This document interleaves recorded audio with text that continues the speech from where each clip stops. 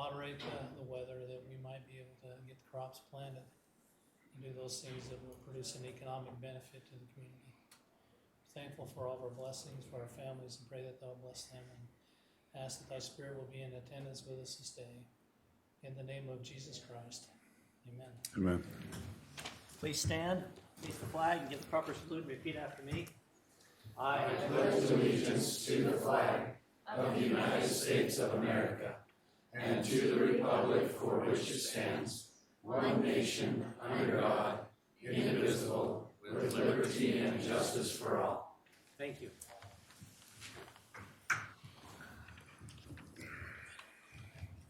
It's been a long time since we've had this many people here. That sounded really good.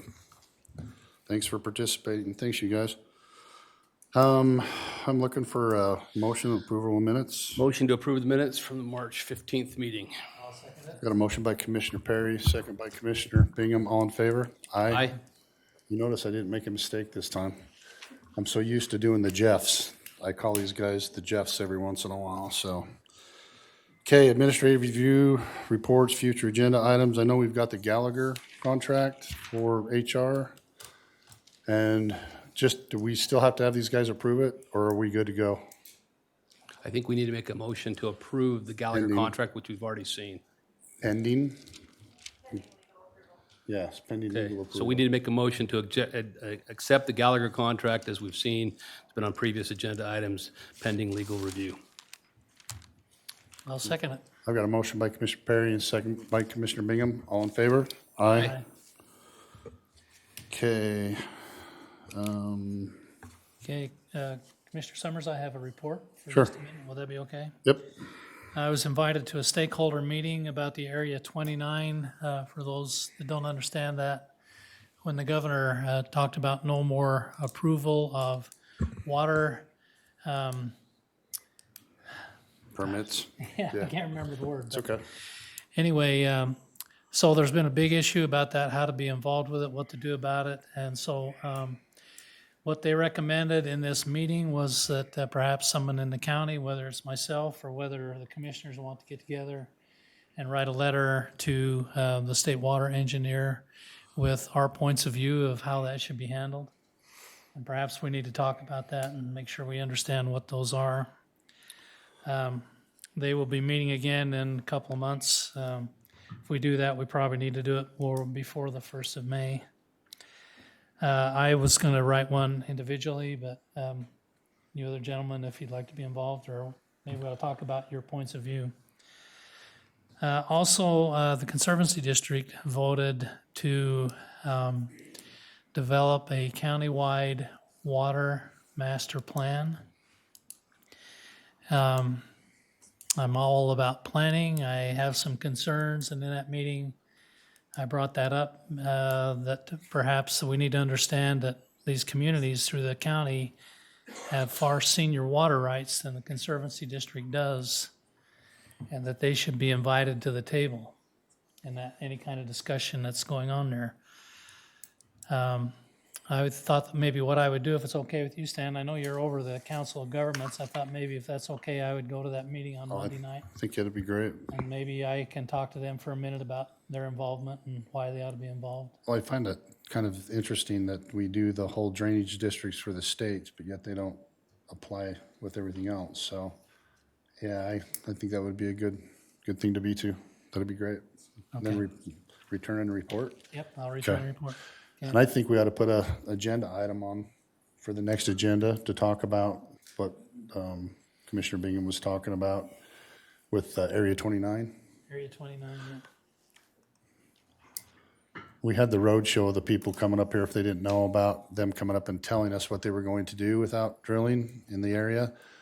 And then he talked a lot about mitigation, and I got up and asked him what the mitigation was going to be about and how they were going to do that, and they flat out told us that they had no idea what the mitigation was going to be. So hopefully by the next meeting, they can tell us what the mitigation will be so people can still do what they need to do. So some of the mitigation they were talking about in that meeting would involve the Canal Company. Yeah. And they were talking about people buying Canal Company shares to mitigate so they can develop culinary water wells, which is a big concern in the county. Yeah. So, Okay. Is that all? Thanks. Thanks. You got anything, Lee? No, not this time. Okay, and I am good. So, emergency management issues, I don't, No, let's do the former agenda item. Okay. Oh, we did Gallagher. Never mind. Yeah, we it's did ARPA. Gallagher. Okay. I think everybody's good in the back row. Mark, we're good. Just everybody's gonna watch water flow.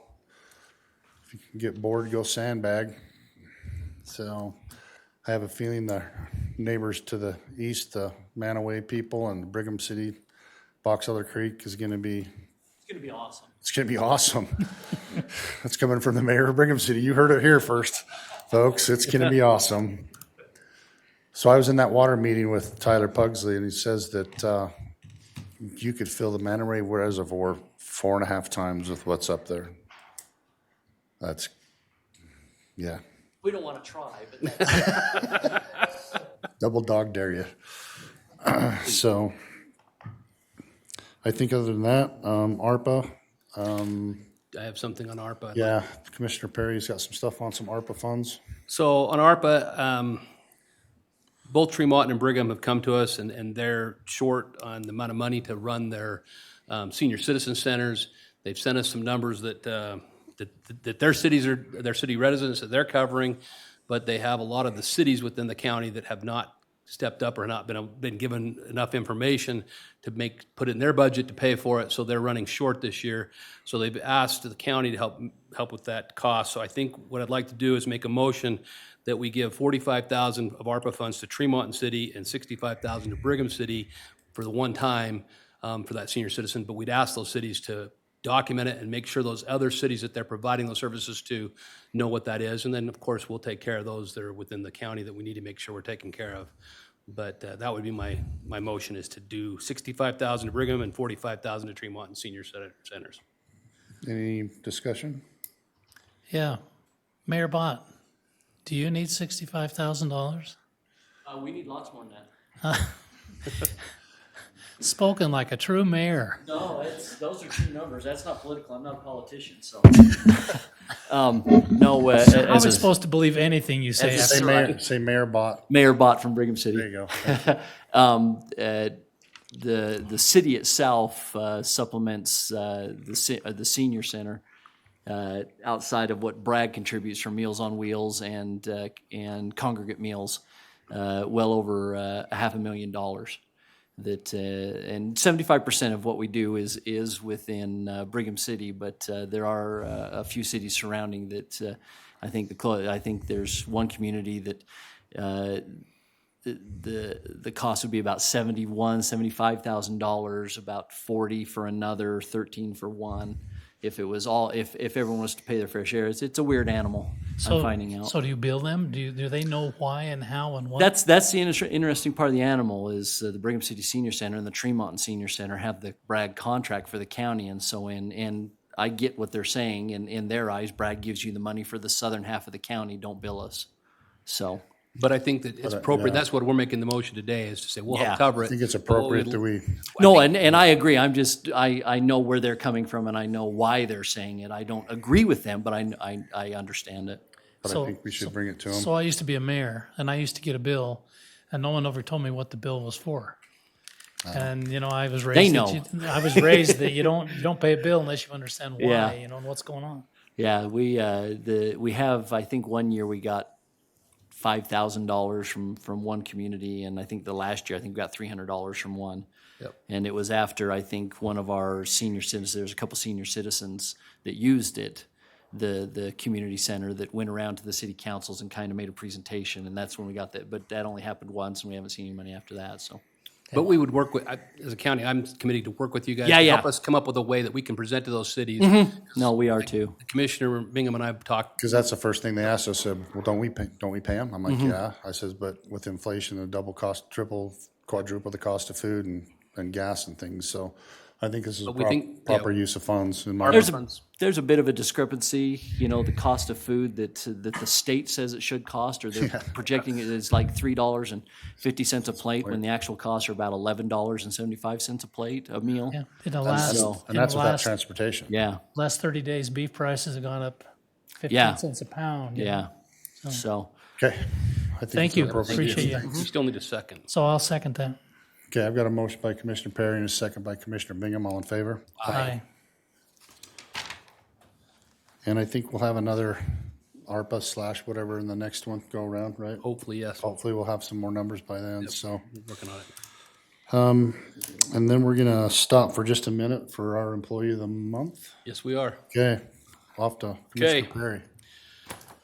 As you well know, we've kind of implemented this Employee of the Month program for Box Elder County, and we were hoping to do it, generally we want to do it during our daytime meeting, but our schedule was bumped forward just a little bit for this one. So I'm going to read this out loud just so you all know who our Employee of the Month is. Back in 2018, the Road Department was fortunate enough to welcome a very unusual summer seasonal employee. Lucky for us, Gordy Young, who retired from UDOT with what seemed like over 100 years of experience, decided he needed something to do and became part of our county road crew, which we're grateful for as a county. He became part of the crew truly here in Box Elder County. So much part of the crew that later he also became one of the operational supervisors. Gordy's a great friend to everyone that gets to meet him, and he helps to bring that team of workers at our county road shed together, both the mechanics as well as the guys who work out there on the road.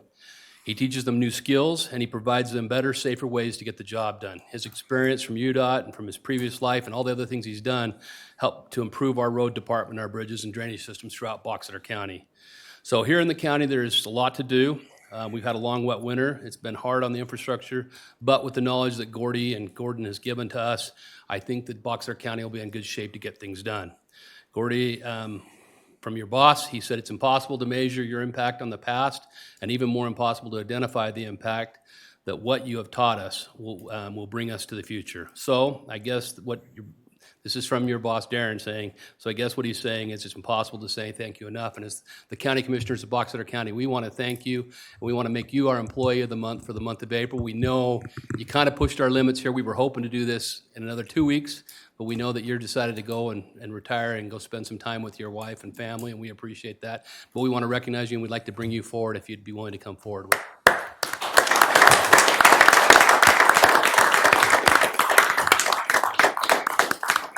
I'm going to come around here on this side, and we'll get a picture with you. I thought he was gonna give you one of those yellow ducks. We can give him a yellow duck, too. We're gonna wait for this.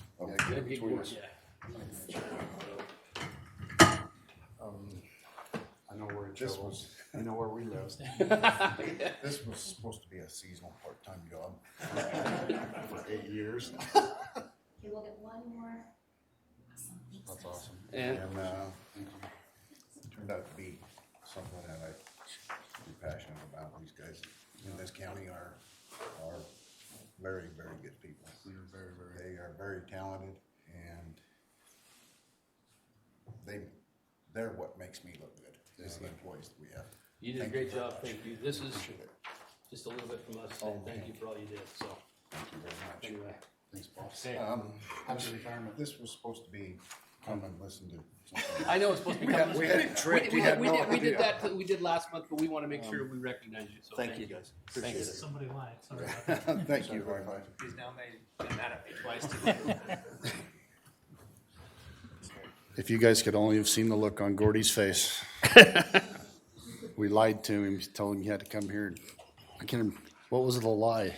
Well, it wasn't, he can stick around, we're still going to talk about county roads and some things, so we Yeah, can still keep there him you here, and go. they can listen to that and tell us what we need to do. He's still got 2 days to work for us before he gets out of here, There so. you go.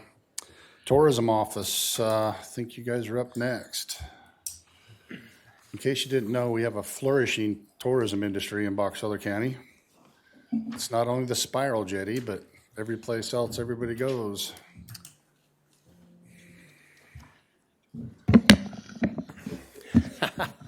Good evening, Commissioners. Matt Hanson. Matt Hanson from the Box Elder Tourism Tax Advisory Board. Appreciate your time and support for this program.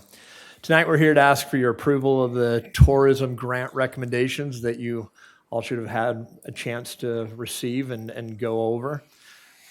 Each year, the tourism office is allowed to use 20% of hotel and tourism and restaurant taxes that come in, and as a board, we decide how to best utilize that money in a grant process that grants are submitted from, remind me, municipalities and nonprofits. There you go.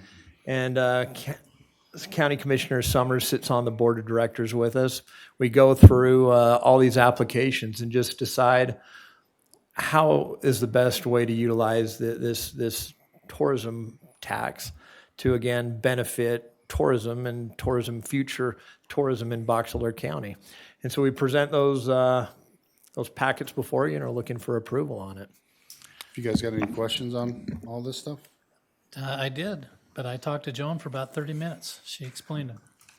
So I'd make a motion that we accept the 2023 tourism standard grant applications that have been proposed to us as a commission. I'll second it. I'm going to put my 2 cents worth in. So when I became a commissioner 10 years ago, this grant wasn't even $80,000.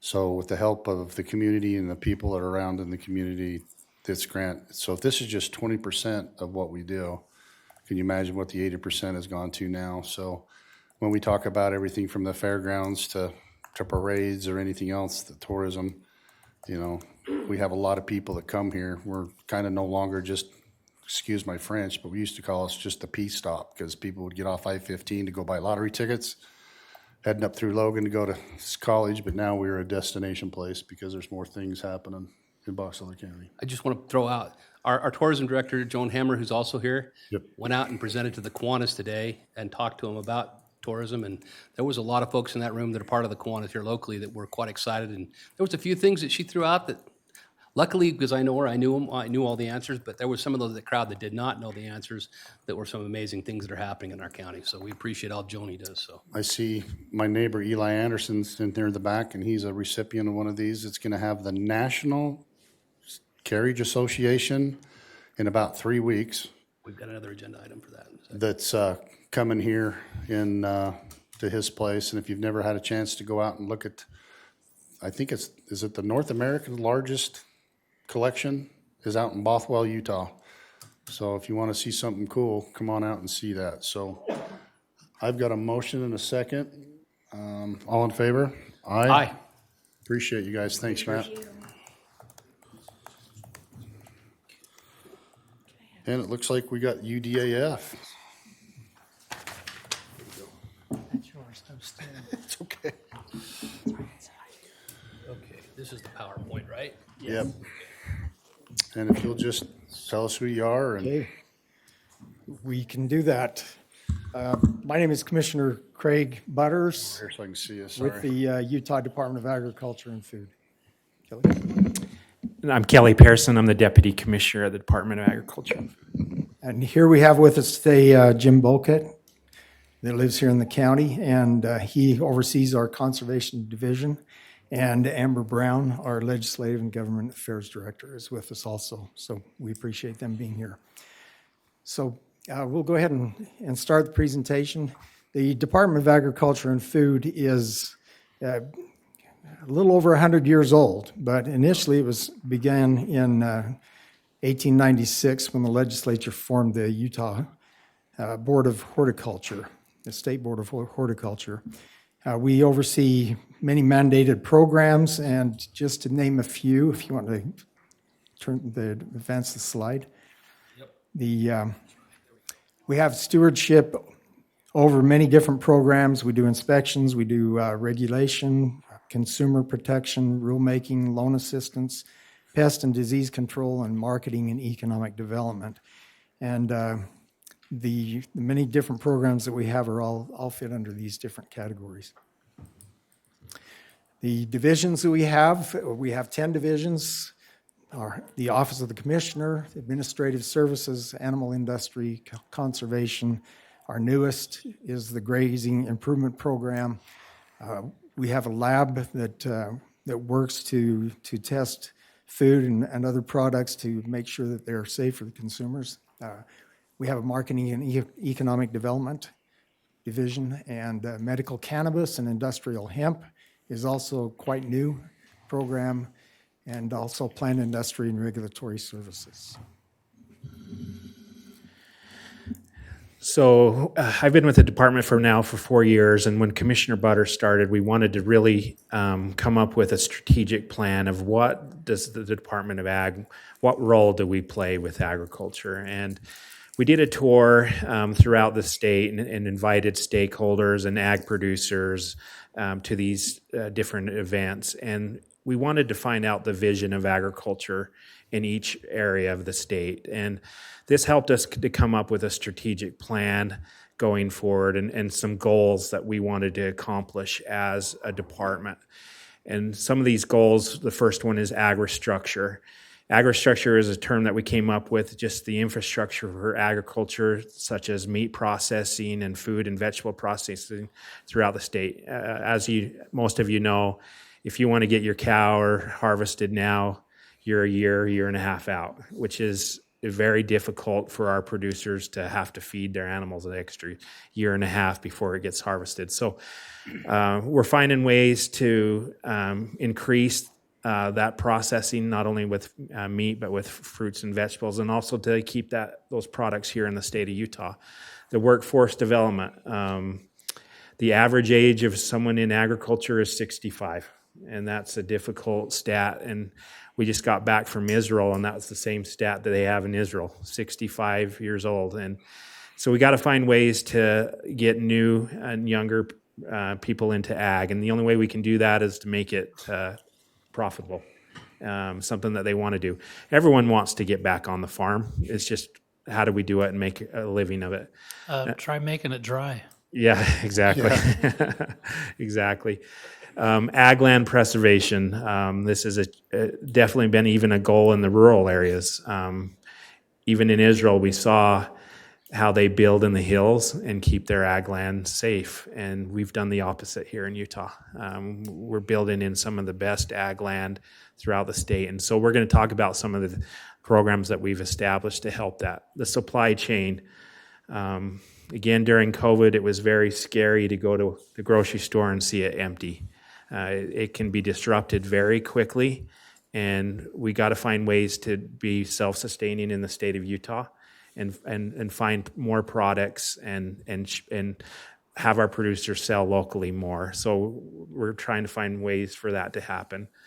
Ag education, we have partnered with Farm Bureau to do more education in schools to teach kids about where their food comes from. But also the last session, we were able to help Utah State get a vet school that's going to start in 2 years. So this is exciting to help find more jobs in agriculture throughout the state. And we'll talk a little bit later about some legislation to help vets get in rural areas as well. And then customer service. We want to make sure that the Department of Ag, that we provide the best customer service, not only to our producers, but to the public at large. So if there's ways that we can do better, we want to be a partner. Unfortunately, we are the regulatory with ag, and sometimes we have to be the bad guy, but we also want to promote and make it very special and for the producers. And I've talked about each of these slides, so you can keep going forward, and we'll have Commissioner talk about it. Okay, thank you. I'll just take a minute talking about the benefits of agriculture in Utah, and I think You want me to go through? Yeah. you probably understand. You probably understand the benefits of agriculture in Utah. Of course, we need to provide a local and a safe food supply, food, and not only food but fiber and animal feed. Local agriculture strengthens our food security, creates rural jobs, preserves open space, and conserves natural resources, and it's a large economic driver for rural areas. And it also, agriculture, our water systems provide water and resources for wildlife, and a lot of people don't consider that very often. Here in the county, an overview of the statistics here in the county. Box Elder produces about $134 million worth of market value ag products. There are 1,187 farms. The acres of farmland, 1,220,000. That's a 4% increase from 2012. The average farm size is 1,028 acres, and there are over 103,000 acres of irrigated land. So the majority of the income and sales in the county comes from the sale of livestock, both dairy, beef cattle, some sheep, and poultry. And about 42% comes from the crops. So in Box Elder County, specific to your county, you rank first in grains, oilseed, dried beans, also in vegetables, melons, potatoes, and sweet potatoes. I'm not sure how many sweet potatoes you grow.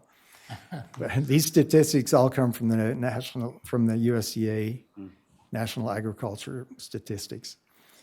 You're number 2 in fruit and tree nuts and berries, number 2 in cattle and calves, number 2 in sheep, goats, wool, number 3 in total crops, number 4 in other crops and hay, number 5 in milk from cows, number 6 from from total market value of ag products sold, and also number 7, cultivated Christmas trees and woody crops.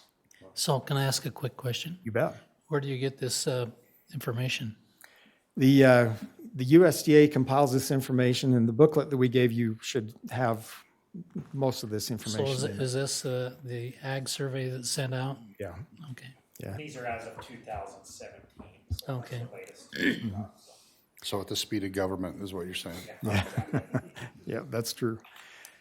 So, okay, we can go ahead and advance. We're going to talk about some of our different programs, and the first one will be our food security pilot program. So yeah, next slide. So last session, 2 sessions ago, we got a pilot program approved of $1 million for food security processing grant.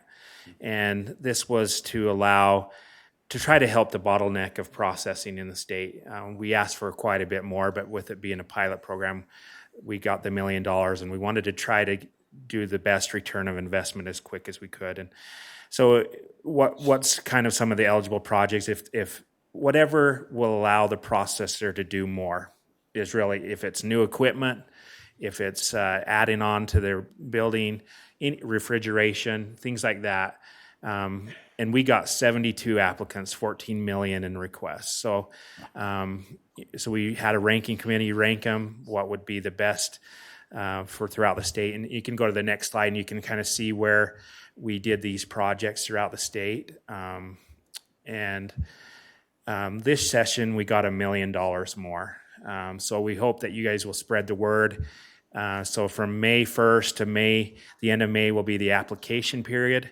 And then June 1st, the ranking committee will rank them, and then the funding will be available July 1st of this year. So anything that will help existing processors do more is eligible for this grant. So you mentioned when you started that to get an animal processed, you're waiting a year to a year plus in advance. So you're saying that if there was someone in the county who had a processing plant that needed to expand their freezer or their cooler system, they could apply. Correct. No cap on the amount of grant. And it's, is it even matching 50-50? No, so not required, but it could rank it better if they had some match. But yeah, they're eligible for that. And refrigeration's a huge need in the state.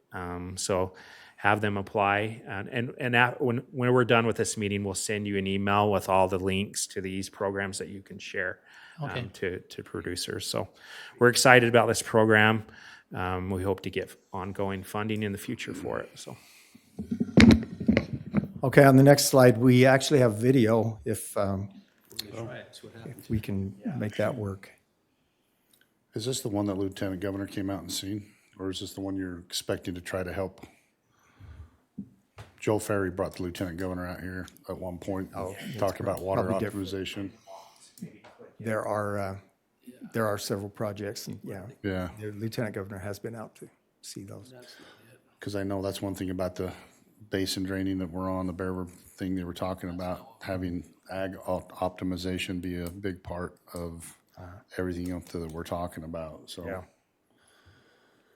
I'd go back to the state and ask them what they're gonna do with the $40 million that they said the Great Salt Lake, to study the Great Salt Lake. I don't think we're gonna have to study it anymore, are we? No.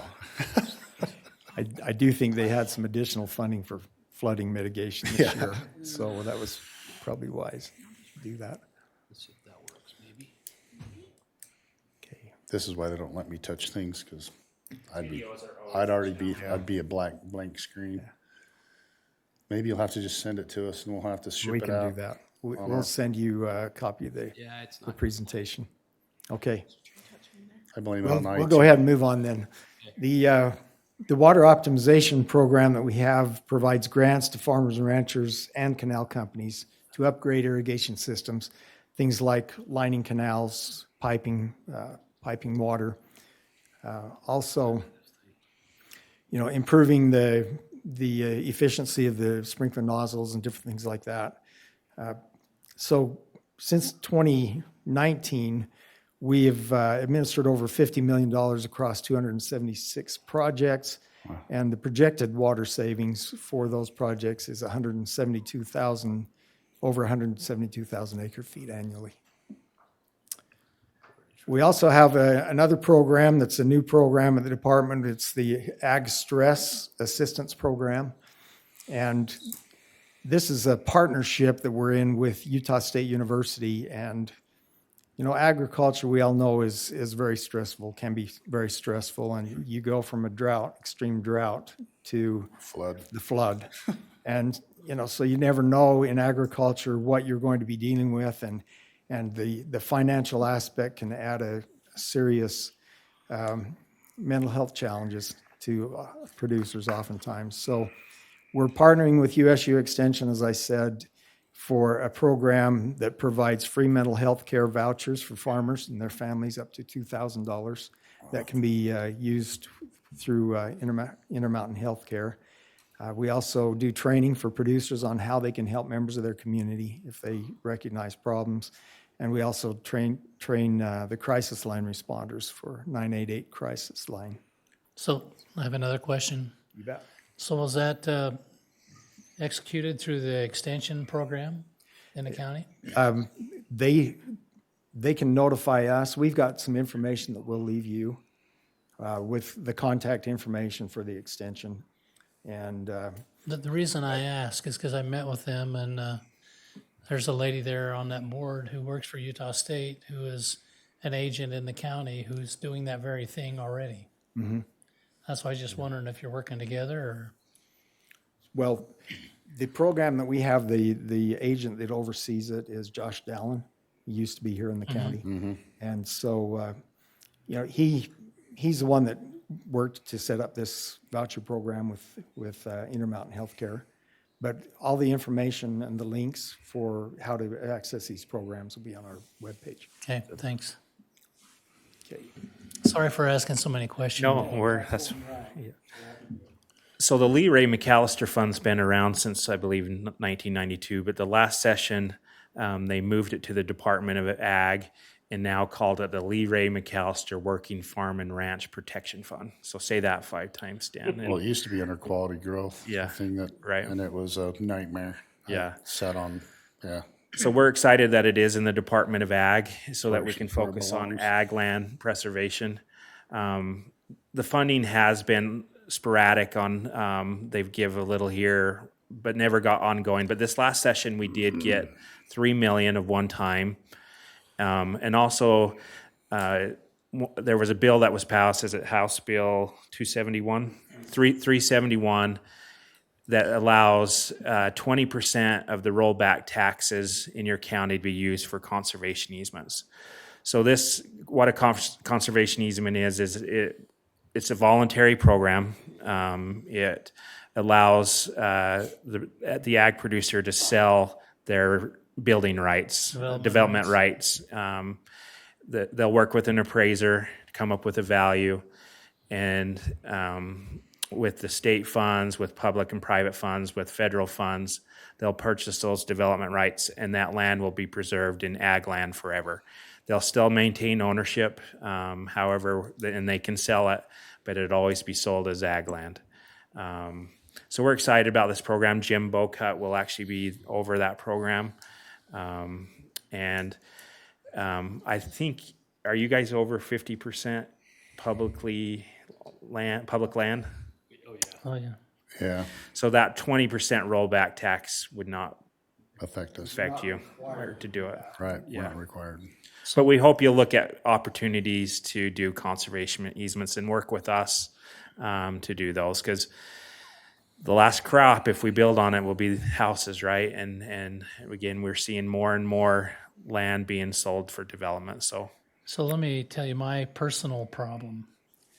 So I have a farm that's surrounded by big subdivisions. And so then for me to drive a swather up and down the road to get from one place to another, I've got to go on a 20-foot wide road with people parking on the edge. And I got a 16-foot wide swather, and it's almost impossible. So the problem is, if I do a conservation easement so my boys can stay and own that property forever, and my neighbors don't, it's gonna squeeze us off so we can't function. yeah. I've wondered about this a bit. Why in the world won't we just say, hey, if you're gonna keep this farm as a farm, why don't we do away with the capital gains tax? Yeah. And we'd do away with any kind of property tax rollback, Greenbelt, because it would maintain its own so. value in Greenbelt, because it would maintain that.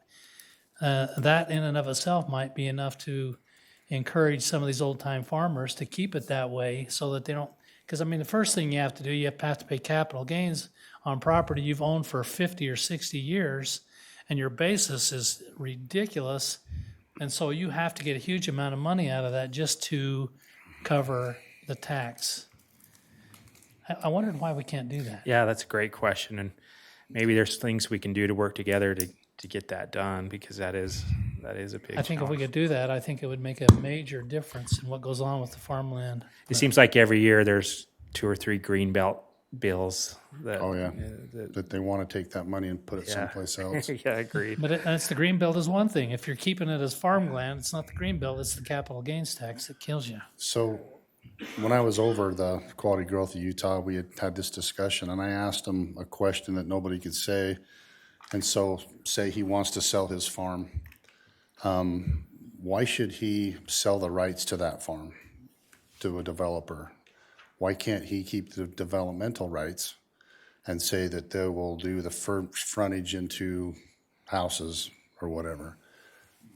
So the people who actually build the homes make the money on building homes, but the ground is always in his family. So you don't have those type of things going on. And then if they go from houses to high rises or apartments or whatever, those people who own the land at first always get the uptick. It's not the developers who bought the land in the first place. And I think a lot of things can be done as far as planning and zoning to achieve some of the results that, that we're trying to achieve. Another bill that passed this last legislative session was Senate Bill 76. It's entitled Water Amendments. And it requires county planning commissioners, planning and zoning boards to consult with the Department of Agriculture and Food on, ways that we can be more efficient in using water, ways that we can protect agricultural land and agriculture water. So we hope that we can be a resource with you on that. Sorry, we'll quit asking questions. We got a bunch of stuff to get to, so. Okay, not a problem. So just, we'll wrap it up here. The takeaways on the next slide. Of course, agriculture is essential to protecting local food supply, boosting our rural economies, and preserving open space for the quality of life that we all enjoy living here.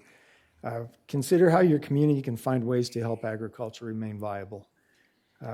We're looking at one way through agritourism, and we know you have some of that here in the county, and I think a lot of our agricultural operators can add additional income by opening their land for agritourism. And I'm not sure, and we're hoping this interim to be able to look at that at the legislative level.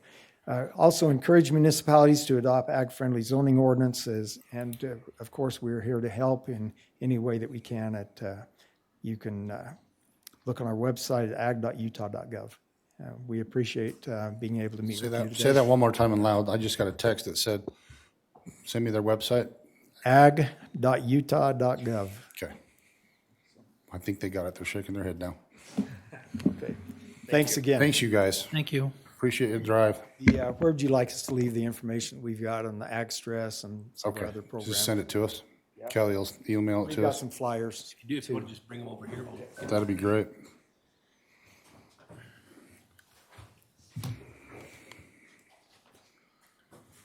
In case you didn't know, Commissioner Butters came from a dairy farm background, so he knows what he's talking about.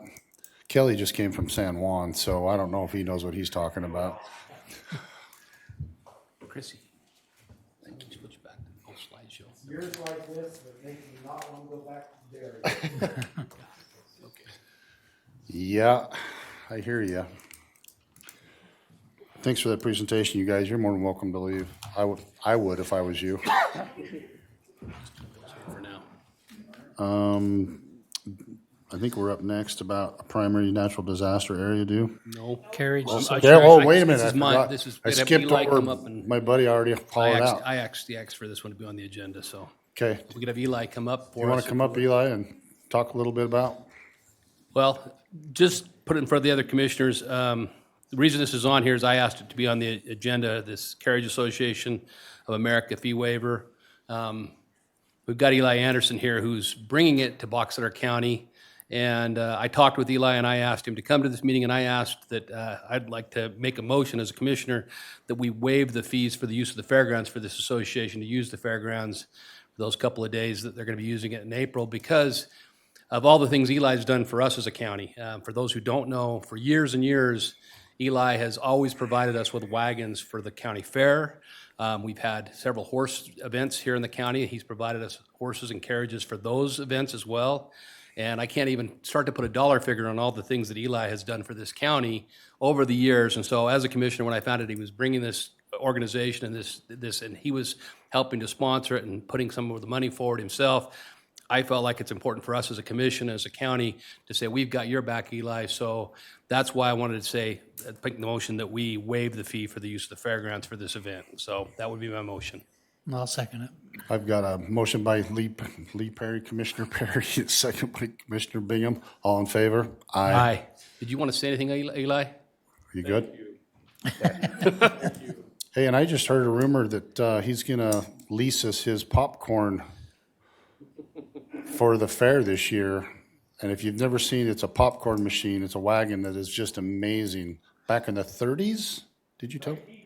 1910. So come up to the fair. And Before we go off this subject, though, I want to point out to everyone and make it sure the public will get aware of it. We'll get it out in our social media as well. Part of this event that Eli's bringing here is for the Carriage Association. There's a lot of neat things that'll happen at Wagon World. He was part of the tourism grant as well to help people go see his great wagons that he has out there. But the one part for the public that we want the public to be aware of is, and there's people in this room that are way too young to know this, but I'm old enough. I remember Roy Rogers, and there's who remember Roy Rogers.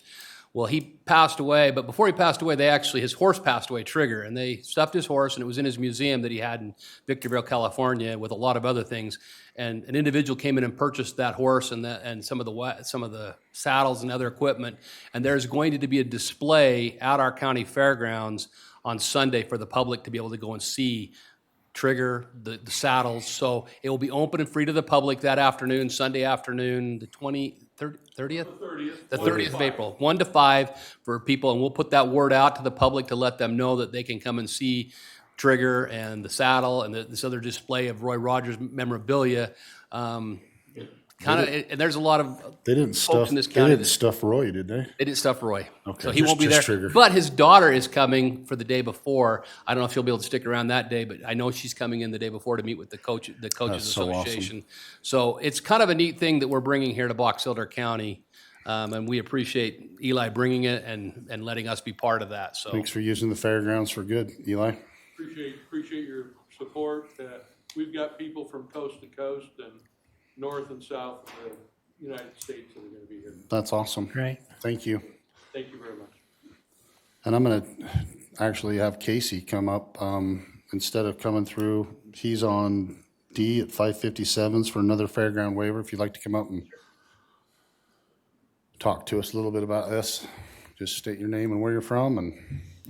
Hello, Commissioners. Casey Thompson, Tremont, Utah. I too am looking for a waiver for the fairgrounds, use of the fairgrounds. I'll tell you why, and then I'll give you a little bit of background about this. So if you're familiar with the story of Haley Nelson, she's a daughter of one of our firefighters in Tremont. She is, I don't have time to go through the list of all the problems she's had. Some of us know what that's like. But she's been taken to Primary Children's Hospital. She's had to have part of her skull removed to allow for the expansion and swelling of her brain.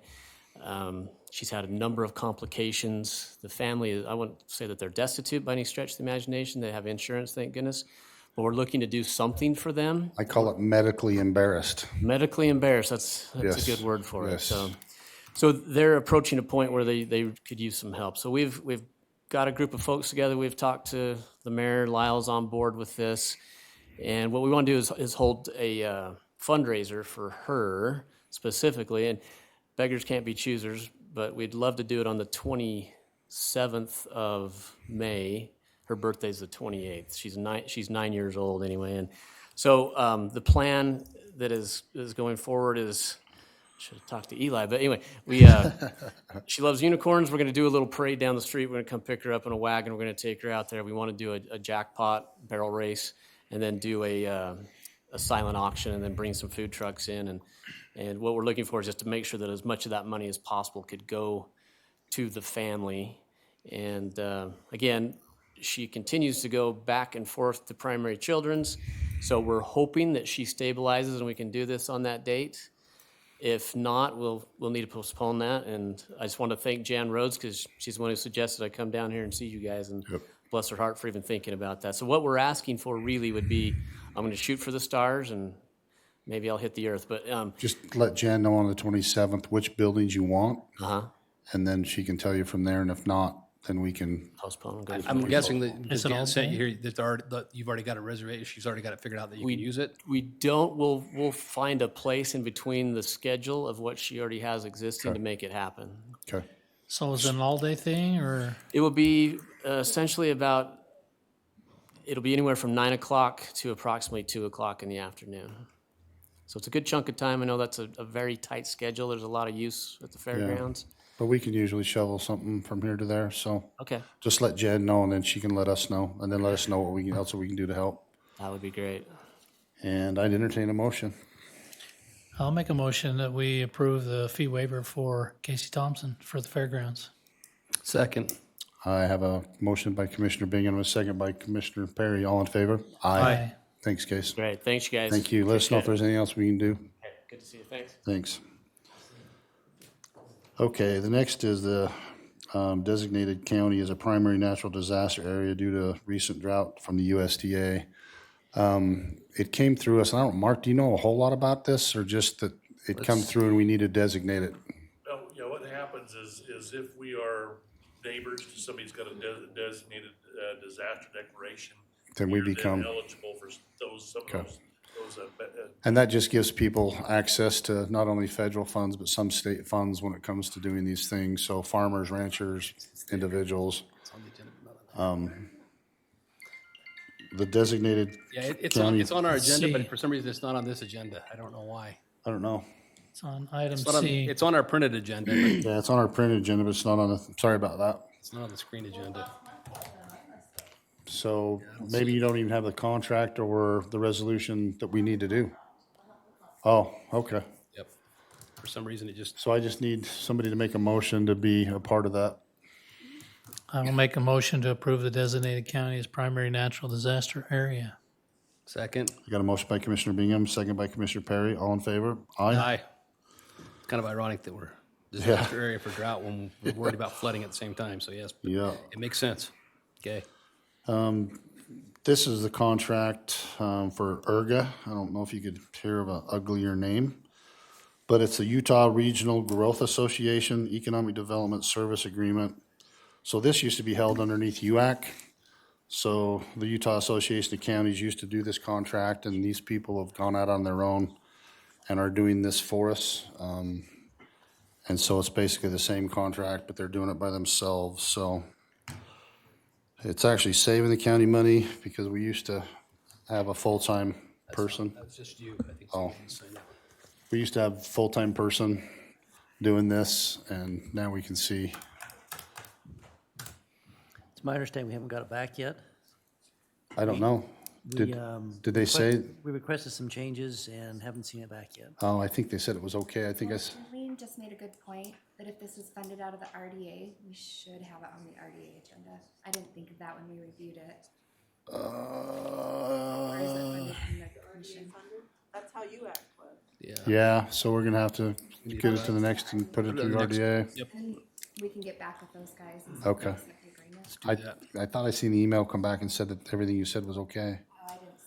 I haven't seen If you anything. could forward, if you have it, forward it. Okay. All right. Well, I guess we're gonna go to the RDA, put it to the next RDA meeting. So, and then So we're gonna next table meeting, the it. 19th. Okay. Yeah. I entertain a motion to table it till the 19th. I'll make a motion, we table it till the next possibility, put it on RDA meeting. Second it. Got a motion by Commissioner Perry, second by Commissioner Bingham. All in favor? Aye. Nice catch, Charlene. Thank you. Yeah, Chrissy, you're up next.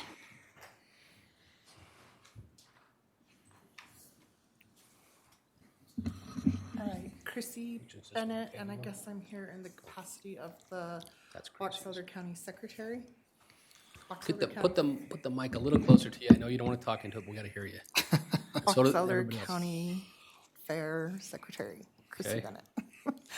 Bennett. After going through a bid process, then a company was selected to do our fair ribbons for the next 5 years. So that's the contract that you're signing. And where are they located at? They're in, okay, so they're in Tremont. Great. So it's a local company. Local Good. company. You go and you get bids. I couldn't even get anybody in the state that wanted to do our ribbons, let alone northern Utah. My bids all had to come from out of state. We used to have a lady in Layton that did our ribbons, but she sold her business to people that live in Oregon. So it just makes sense to try and keep the money here. They Okay. they weren't the highest, they weren't the lowest, Okay. they were right in the middle. We'll be able to work with them and they'll produce a good product.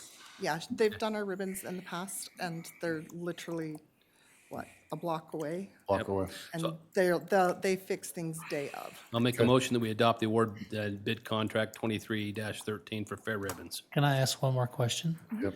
So you said this is a 5-year contract for the same cost, or how does that work?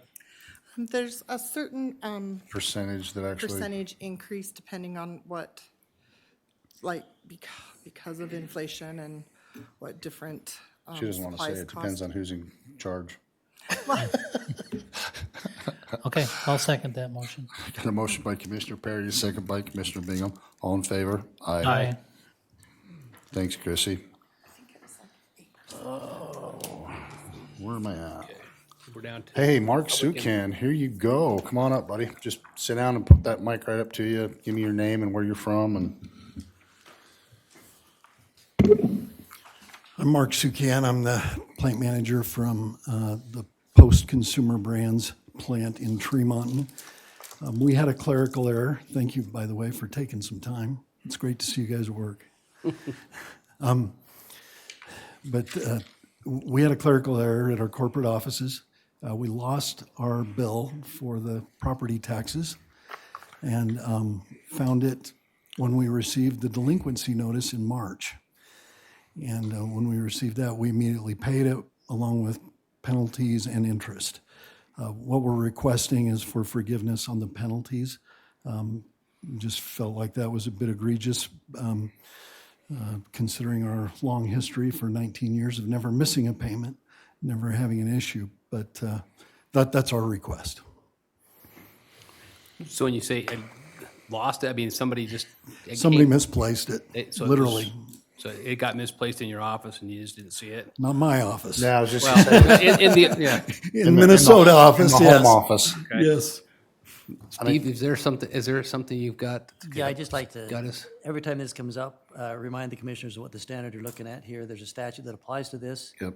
I'll just read the relevant portion. It says the county legislative body may accept a sum less than the full amount due or defer the full amount due where in the judgment of the county legislative body, the best human interests and the interests of the state and the county are served.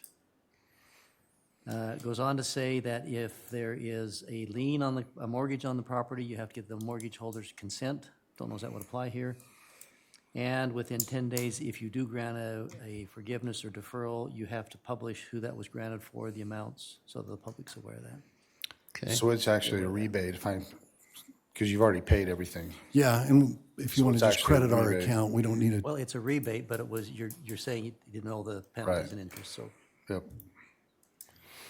Okay, so, and I know, I think is our treasurer here, can you give us any light on this as far as any concerns we have? I don't know if it's our treasurer, who's responsible for sending out that notice? If it's not, The assessor, isn't it? is it the assessor that sends out the notice?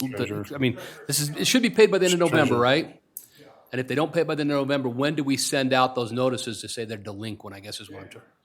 So, but they didn't get one till March?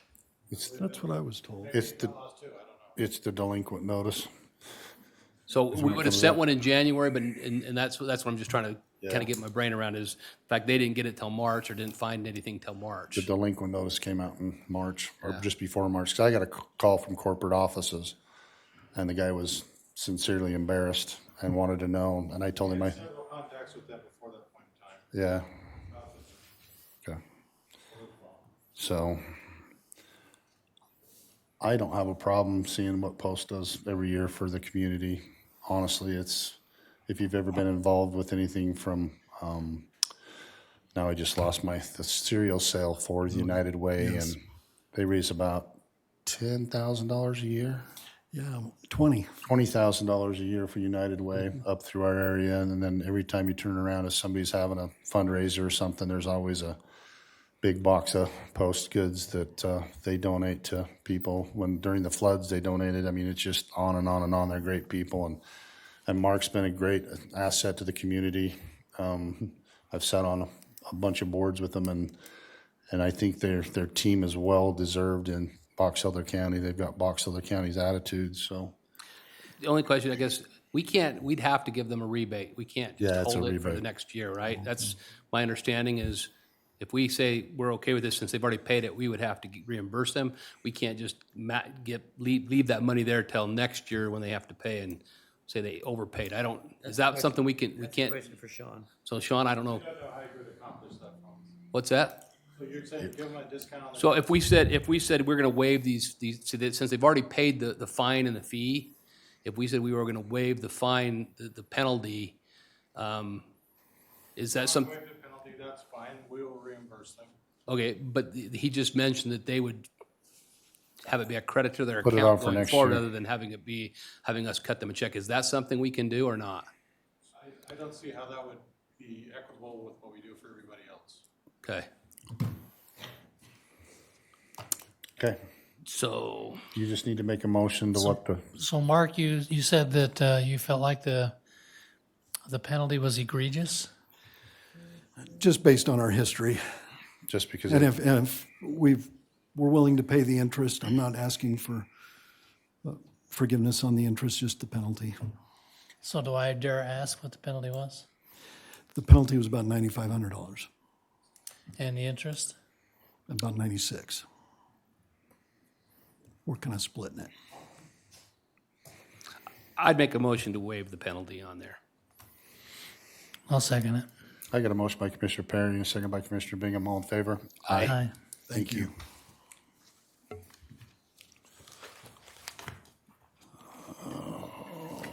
I think we're up to Mark Wills.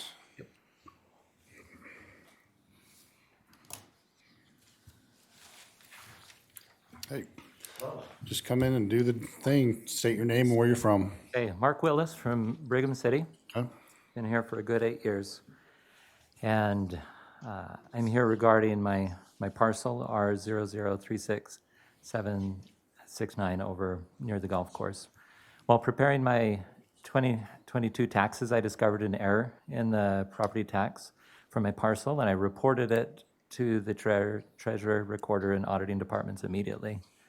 The oversight or clerical error I discovered is that the veteran's lifetime property abatement was not removed when the property was purchased when I purchased it in October of 2021. And I spent time talking with the proper people to get that corrected. And this is the first year that I've paid property tax for this home because of it being purchased in October. The escrow funding for my mortgage was set up correctly, and I had everything being withheld as it should.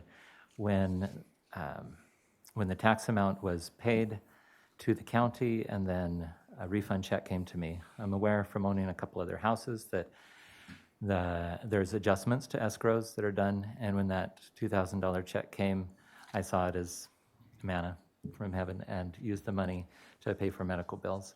My family's had over $25,000 in medical bills in the last 12 months, though I've been at the same job for 10 years and have out-of-pocket maxes and things, still have paid that much. So this $2,000 is not in my pocket to be able to pay. The ask I have here, not just letting the county know about the oversight and getting it corrected. Brandon called me from the county and let me know that going forward it would be corrected.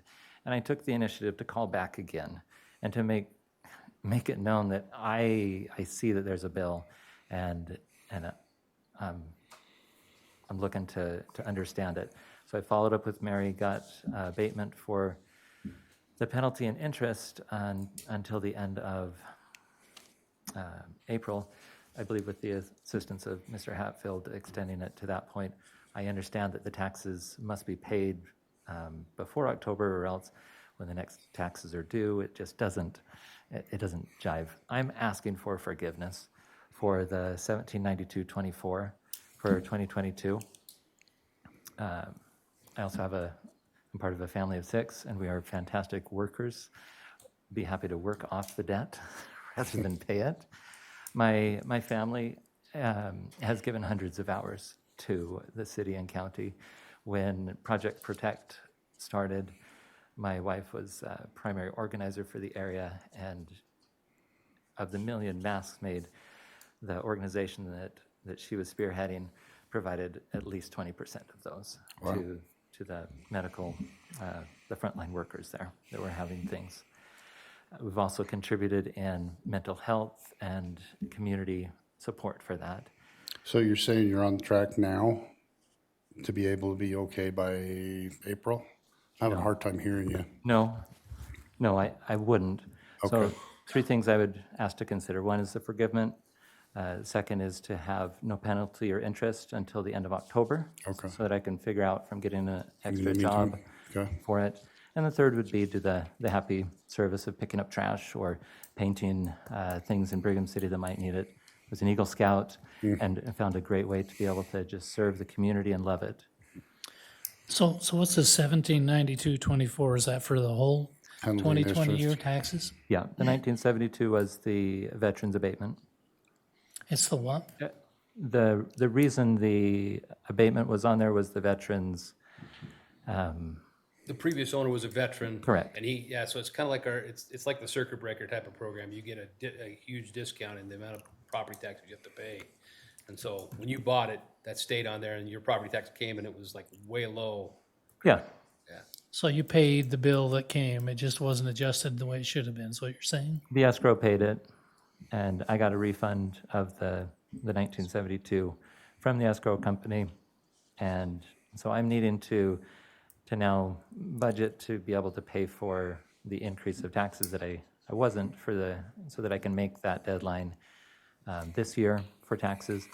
And then I'm here asking for what we can find a fair for all solution on the 2021, the 2022 taxes. And he brought that to their attention, so that's what I'm saying. I understand there's a limitation to 5 years. If it had gone 5 years, that no more than 5 years could have been brought back to me. I like to think I did the right thing at the right I time. think you did the right thing at the right time also.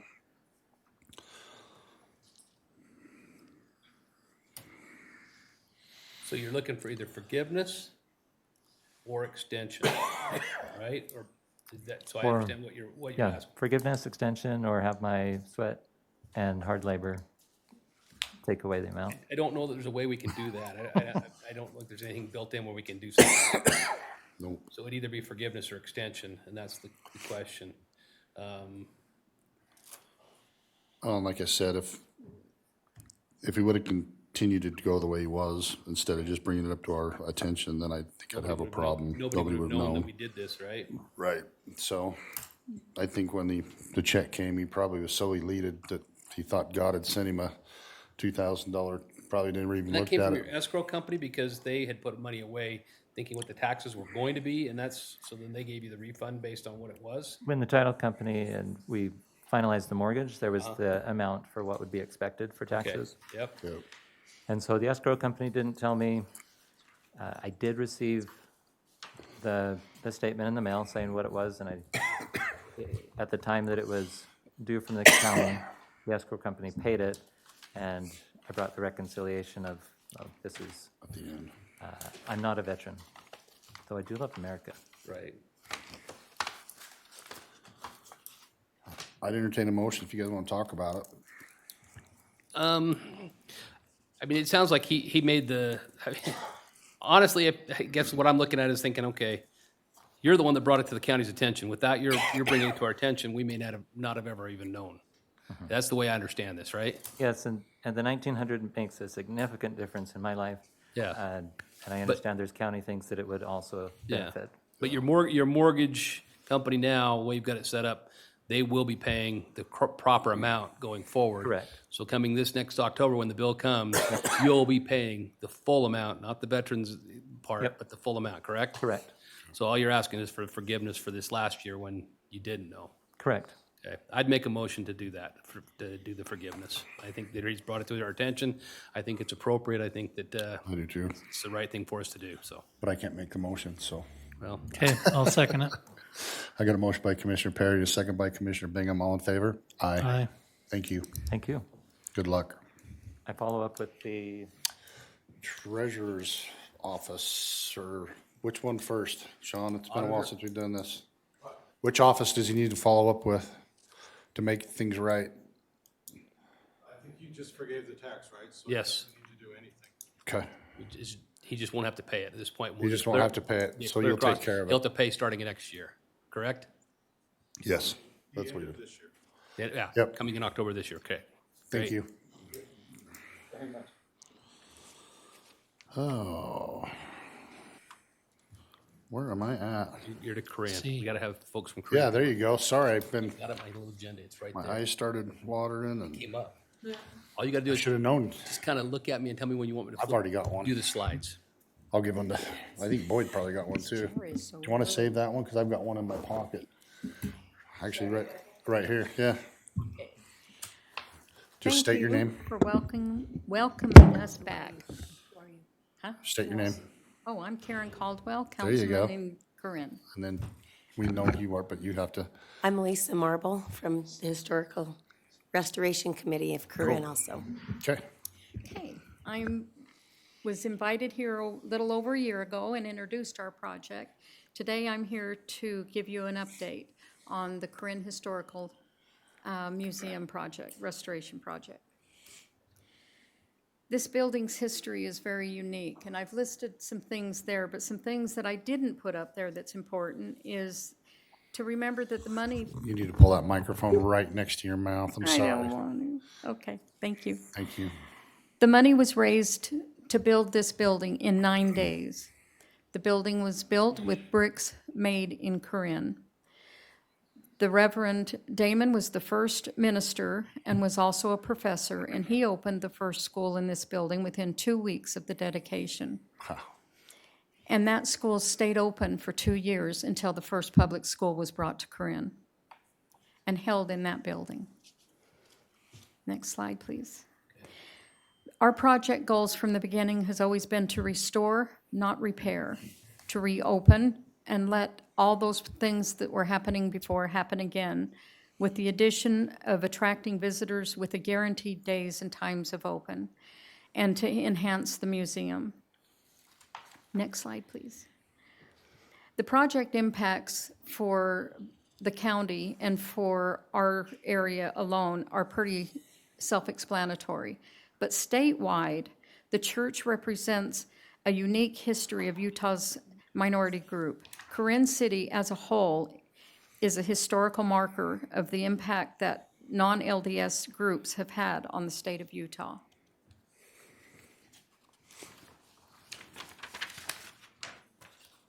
So I'm here to give you a project report. We knew that the historical assessment would be the first thing we would need. And when we acquired that, that gave us a list of projects. It not only gave us a list of projects, it put them in order for us, so we didn't do something out of order and cost ourselves more money. It gave us a cost estimate, so we had something to go by. But as most of you know, when you're doing a project, and I'm going to refer kind of like Easter now, it's been very hard to not mix up our eggs in our basket and keep from breaking them. We've had things come up that have been very unusual and have really put little quirks in it. And a lot of our money has came from grants, and it's very hard when a grant requires certain requirements and then you have to throw this in because you didn't expect that. So we've been very fortunate to be able to, we have the best committee. We have a grant writer, we have the Historical Society, we have councilmen, we have people that are used to running fundraisers. We are on top of this, and we've proven that. But we've come up with unforeseen issues, costs doubling since the pandemic. We've had problems with moving the electrical, should have been simple, but who knew we needed a new transformer? Unusual concrete skirt. Half of the contractors don't even know what this is. Our schematic drawings, okay, I've done a good job with this project, but who knew I needed drawings? So that was a cost I wasn't expecting. And competing with others for contractors. Next slide, please. The advisory committee, when we first met in May of 2020, we spent that first meeting breaking this project up into phases that would make the overwhelming project more plausible and with verbiage that anyone could understand. This was the creation of the brochure that you have, and you've either seen or you now have.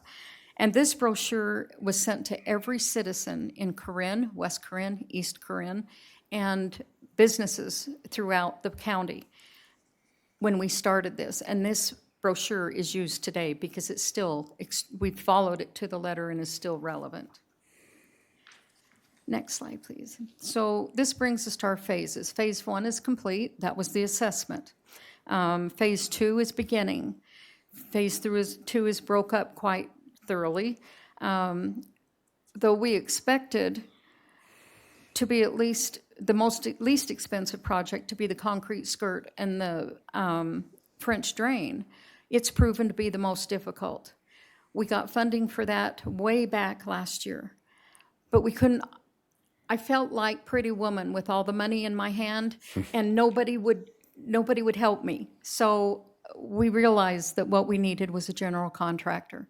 I put out for bids for these projects. It took me 3 months to find out I wasn't going to get any help. We hired the general contractor. Yes, this costs money, but yes, it's saving us time and it's going to save us money in the long run. The momentum we now have is important to this project. The most recent publicity from Carter Williams has brought us attention, clear from Minnesota, of a company that restores historical churches and cathedrals, stained glass windows, and they want to work on our project.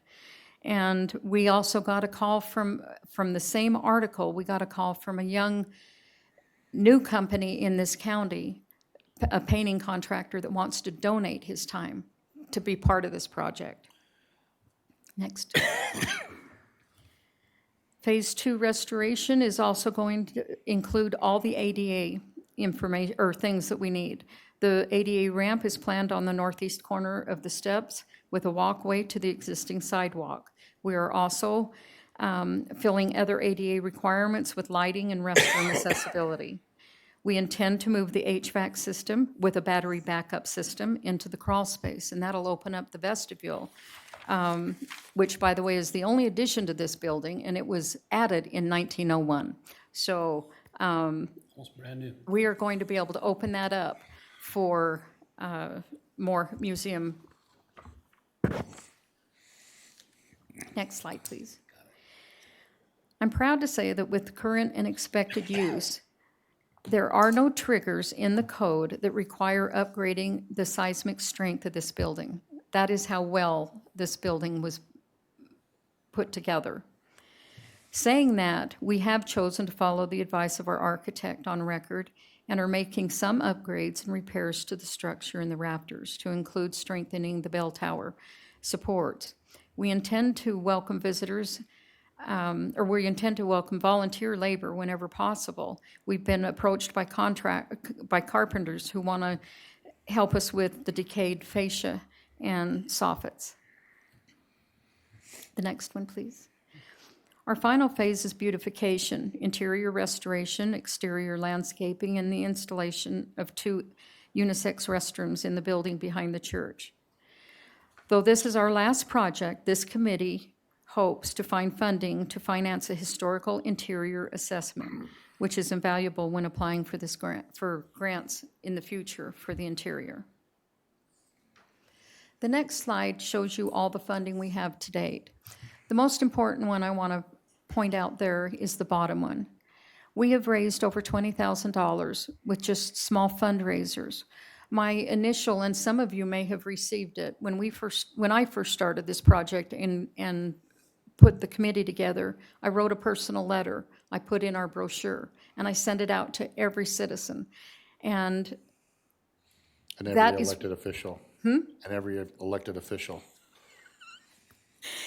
Well, you know. It's okay. And yes, and every elected official. I even sent it, by the way, to the Bushes in Texas because they are stout Methodists, and I really thought they would care. So I spread it out there. But those checks, those small ones, the people that have contacted me from Texas and from California who grew up in Corinne, I've had people send me artifacts that they want to include in the museum when it's ready to be open with a check. I got a call today from a lady who got one of our Christmas cards that we sold last year and ran into it today. And they're getting ready to do their family foundation money, and she wanted more information. So that $20,000 to me is more heartwarming than the others, but the others are going to help a whole lot. I'm not going to deny that. The next slide, we decided that the phases were great, but we're ready for tiers. These tiers are not included in the money we've already raised, but I will say that this was done when I gave my presentation to the legislature. So the $150 that they awarded us from that presentation should be taken off. So the first tier there should be just a little over $101K now, and the final tier will be just over $328, not the $478. These tiers are easily explained, and there are next steps in fundraising. I wrote a resolution when I started this, number 20-8.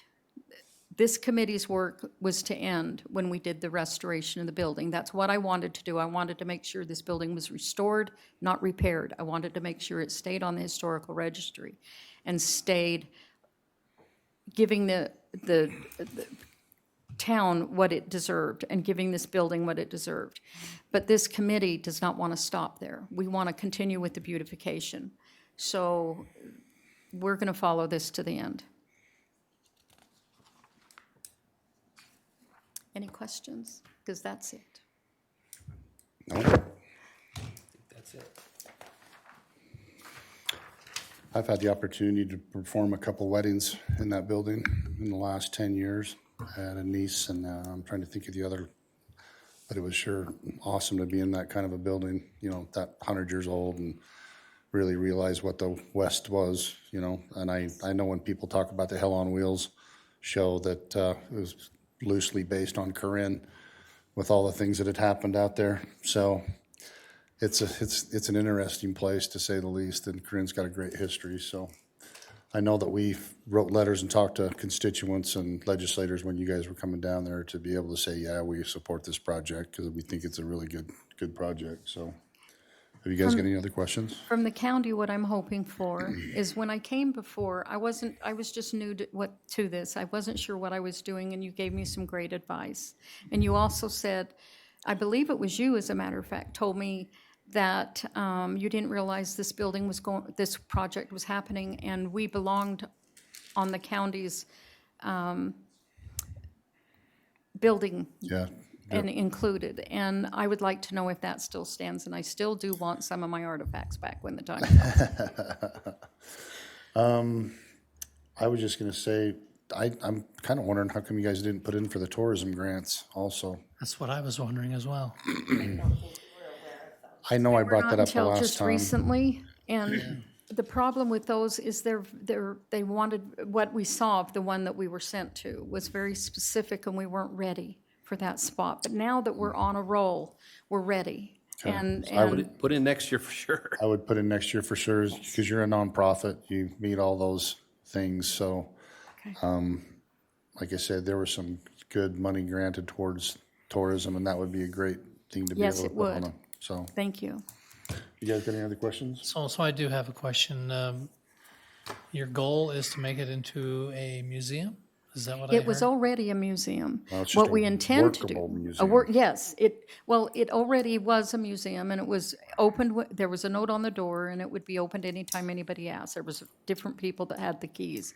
What I'm hoping to do, and I had talked to the museum, Brigham City, told me that they wanted to put us on their, it's called a walking tour, even though it's a driving tour. And whenever the Golden Spike is open, we want to set certain days of the month that it's open for this amount of time, and we're going to have someone there in historic garb, and but it will still be open for weddings and recitals. And So are you going to try and recoup any of the cost doing that, or is this? the city will set a fee this time, because it is a city building. So now, and which is why the doors were closed. So yes, we will set a fee. I don't know that we'll recoup too many costs, but please keep in mind that one of the goals of this committee from the very beginning has been that the citizens of Corinne tax money would not be used to repair this building, because they didn't have a voice in getting it. Yeah. So, but yes, the city of Corinne will manage the building and will loan it out or check it out. Well, and as you get it ready to go in operation fully as a museum, I would, like I said, encourage you to put in for the tourism grant money, but I'd also encourage you to work with our tourism director, because we've got the Golden Spike statue that's coming next year, in 2024. It would be ideal to have information about where you're at and your brochures and things like that, so that we can direct people who stop there. They could go out to your museum and then continue on out to Promontory Point. If you go on the National Historical Registry right now, we're number 12 in the county as places to stop and see. Perfect. Okay. Great. Thank you. Thank you. Thank you. Thanks for coming. Number E. Michael Moore. Michael Moore. Come on up and state your name and where you're from. I'm Michael Moore. I'm from Lucerne, Utah. Okay. I've owned property out there for 6 years. I went out there every single month for those 6 years. I moved out there a little over 2 years ago. You need to put that microphone right up to your face, buddy. And yeah, the last 2 years we've just had really a lot of problems with the road. Okay. And the road department, every time we'd call, they had an excuse, and then now they don't even answer our phone calls. But I answer your phone calls. Yeah, there's several people that live out there. There's hundreds of people that go out there to the sun tunnels, and the there's a lot of county roads out there, and it seems like all of them are in better shape than the main road, Pilot Mountain Road. And that's the road that the cattlemen use. It's the road everybody uses to go to Wendover. And I mean, now with the snow and the rain, it's basically a river. You have to drive through a river to get anywhere between Lion Mountain and the Loose End Pond. So I have some pictures. Are they different than ones that are on my phone? Well, some of them. Yeah, some of them are, but some of them are from 2 years ago and some are from just a couple of weeks ago. Yeah. And we do have some names on there from people that drove through to go to the sun tunnels. But we didn't have a lot of time to get names, but there's hundreds to thousands of people that go to the sun tunnels. Hundreds of thousands? Yeah, lots of people go to the sun tunnels year round. We had people get stuck in the snow out there this last winter trying to go to the sun tunnels.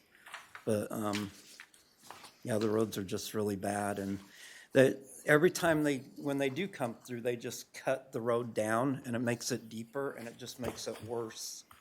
They need to actually put gravel in there, and not the gravel from the railroad. They need to put like road-based gravel in there, because there are some sections. The one with the cone, that hole there, that's been there 3 years. I've told them about it several times. Sure. Plus, a couple of years ago when they came through, they took all our cones. I mean, several people have bought cones and put them out there to mark the bad spots. A couple of years ago, they took all our cones. That's like the last cone left. So how long a road section are you talking? Well, originally the complaint was a 5-mile section of road. It has over 300 potholes. You can't miss them. And it's from 30 to the train track. But now it's like all the way from the county line all the way to 30. I mean, there's some bad sections and there's some sections that aren't. But a lot of the sections, they've dug them in, so it digs down. The whole road digs down. And the water is just basically a river. That's a problem everywhere. I mean, I have to drive through almost 2 miles of river. I don't know if you drove past Snowville through all this, but we actually lost a bunch of roads through Snowville that were impassable. We've still got roads impassable in a bunch of places. Yeah. I grew up basically running out of Grass Creek, so I know where you're at. Yeah, we're on the other side. I know. Grouse Other Creek side. Grouse Creek's nice. The road is curved and they've got gutters. Our road is basically a river. Let us take this underneath consideration, and I'll give this information to our road supervisor, and we'll see what we can do this spring. All right, because like I said, we have hundreds of people come out there, and everybody gets flat tires in that same 5-mile stretch between 30 and the railroad track. Maybe we ought to put up a sign that says, if you don't have 18-ply tires, don't come this way. That's the main road. I mean, there's another Tacoma Road that goes off to Monticello. That thing gets gravel every year, but it's not the main road. I don't think it gets graveled every year. So they got piles of gravel out there, and they've put it down several times. But have you guys got any questions? I don't have any questions right now. I mean, I think that we need to take it under advisement and see if we can't figure out maybe there's some things signage-wise we need to warn people that going out in March. I looked at some of your pictures and I'm concerned. People driving out there in March, I can't control what the weather's going to do. Mother Nature's created problems. I understand wintertime. Yeah. They came out and fixed the road last year. Yeah. They only fixed the sections that were dirt, the sections that were the really rough rock. They completely skipped over it, and that's where all the potholes are. Okay. Thank you. Thanks for coming in. Thank you. Good luck going home, apparently. Yeah. Sorry about that. Everybody's vehicles are tore up. Okay, thank you. Charlene.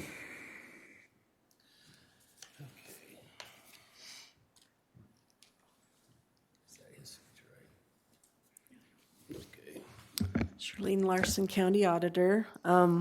Annually, the State Auditor's Office requires us to do a fraud risk assessment. And I've completed that and need to present that to the commission. And As far as doing the assessment, we came in at very low risk. There's a couple of items we need to improve on. And one is that we have all of our employees and elected officials agree in writing that for ethical behavior, and I've talked with the attorney's office about including that in our annual conflict of interest form that we need to complete as well. And then the other one is regarding a formal audit committee. What the state recommends is that we have an outside person be on that committee that has a financial background and preferably government financial to help be part of that committee. And right now we just have employees and elected officials on that committee. So do you want to put this on the agenda in the future so we can pick somebody, or do you have somebody that you want to talk about now? I haven't talked with anyone about it, but Okay. I mentioned a name to you guys, but I haven't talked to him about it. Let's so- put it on a future agenda item so we can actually. So as far as the ethics thing, are we going to do that this year? Or are we going to wait till we send it out again next year? I know I'm on half a dozen different boards that I've had already signed. I mean, the health department's got an ethics one I've had to sign. I've done one for Central Box Elder Fire District I've signed. I'm kind of confused as to, I didn't realize that we don't have one. So I'm just wondering, can we get one and get it out right now? And will that help us? Or should we just plan for it to be next year as part of this, also this audit committee, just doing those two things? I felt like we could do those two things, and so next year we'd end up with a perfect score. Perfect. Okay, that, just so I know where you're thinking we need to go. But yeah, I think there's enough ethics forms. I don't know if the county attorney has one available, but I think I got 2 or 3 that I've been given to me that you can use, I'm sure, to make it work, so. I just thought combining it with the conflict of interest, because that does go to idea. every department and It's a every good idea. employee would be the most efficient way to do it, so. Yep, that's a great idea. I'd entertain a motion to sign the fraud risk assessment. I'll make a motion that we assign the fraud risk assessment presented by our auditor. I'll second it. I got a motion by Commissioner Perry and a second by Commissioner Bingham. All in favor? Aye. Thanks, Shirley. There's the copy for you to sign.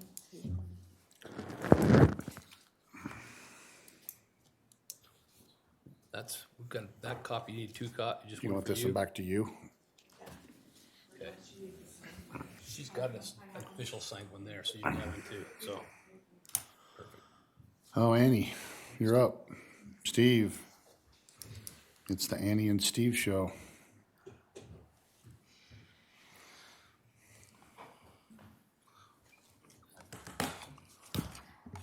The first item that you have on your agenda is the opioid settlement participation agreements. These are based off of the follow-up lawsuits that have taken place against the opioid wholesalers and pharmaceutical companies. To be able to participate in the settlements that have been taking place, we have to sign participation agreements. Commissioner Perry they were electronic and needed to be signed, and so he took care of signing them. And so we just need the approval of the commission to ratify the signature that he provided on those. So I'd make a motion that we ratify the signature that we put on this opioid settlement participation agreement. Well, just so you know, most of that money will come back and will be used, it has to be used for things related to opioids, and so it'll be used probably in our health departments and a few places in the county, so. Yep. I'll second that. I got a motion by Commissioner Perry, second by Commissioner Bingham. All in favor? Aye. The second agenda item based off of the opioids is the One Utah Universal Settlement, MOU, which you have physically that we need to have approved and signed. This is the one where we signed the first one almost a year ago, I think, on the first Janssen settlement. This one operates the same as the first. The counties and the state are splitting the settlement, 50% goes to each. The Box Elder's allocated portion is the same as in that first agreement, which is 1.464%. And we just need to sign this MOU and get it back to them so that we can get added into that payment schedule. Is this with the AG's office again? Or we're bringing it back to the settlement, I can't remember who the greeter is. I guess because where I'm online right now as a signator, I would probably be the one who needs to sign this or not? It Doesn't matter? should be the chair Chair, on this okay. one, yeah, All on right. an MOU. Mhm. You can be the chair if you want. I don't want to be the chair. No, I'll make the motion that we have signed the MOU 23-20 as presented. I'll second it. Got a motion by Commissioner Perry, second by Commissioner Bingham. All in favor? Aye.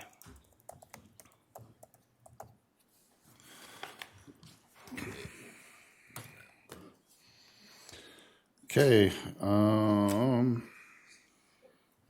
the planning commission recommendation of the surplus property to take property along West Forest. Who's taking that one? Or do we gotta do that for RDA? No, this one's not RDA. Why did you get up and leave? I don't know. I thought that was gonna be Destin handling that one. but- Yeah, Dustin knows this one, you? No? Have you got any? Okay, that's, Okay, this one is an agreement, or no, this was submitted to the Planning Commission to review for surplus property, the process. It's a land trade between Brigham City and Box Elder County related to the Forest Street Bridge. This is to reconnect, it's at American Way, 950, once that bridge goes in to make sure that there's still access through there. The Planning Commission reviewed the request from Brigham City, and Scott mentioned that they forwarded a recommendation to approve. And so at this point, the commission would vote on whether they accept the approval and agree to move forward with the surplus property. And if you do that, we will put on a future agenda, probably on the 19th, we'll have an agreement ready for you to take a look at. you guys got any questions? I'd entertain a motion. I'll make a motion to accept the planning commission recommendation on the surplus property request to trade with Brigham City. Second. We got a motion by Commissioner Bingham, second by Commissioner Perry. All in favor? Aye.